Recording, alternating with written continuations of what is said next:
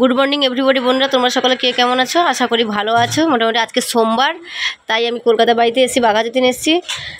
সে ওখানে বেটা ছেলে তো ওরা কাজ করে, তো গ্যাস ট্যাস মুছে নেওয়ার পরে তারপরে আনাজ টানাজ করতে বসে গেছি। রান্না হবে নিরামিষ রান্না, সোমবার মানে তো নিরামিষ হয়েই জানো।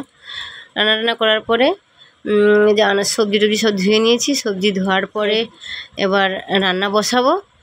রান্না বসানোর পরে মানে একটু খাওয়া দাওয়াটা করবো। খাওয়া দাওয়ার পরে একটু মানে বেরোবো আমরা।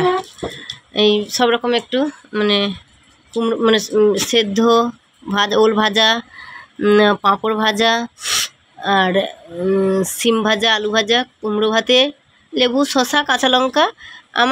আমার এটা হয়েছে, আবার ওরাও এটা দিয়েছি, আবার ওদের জন্য স্পেশাল মাছের ঝাল হয়েছে। দিয়ে সবাই একসঙ্গে বসে বসে খেতে বসেছি। খাওয়া দাওয়া করলাম।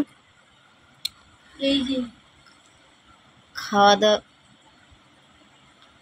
দাওয়া করলাম, করার পরে তারপরে বসে বসে আলোচনা করছি যে আমরা একটু মানে বেড়াতে যাব, সোনারপুরের এই কাছাকাছি এখন একটু যাব, আর দূরের দিকে যাব রাত্রে। কারণ রাত্রে না গেলে ওই ভিড়ের মধ্যে আমরা পড়ে গিয়ে মানে জীবনটা ওখানেই থেকে যাবে, যা ভিড়।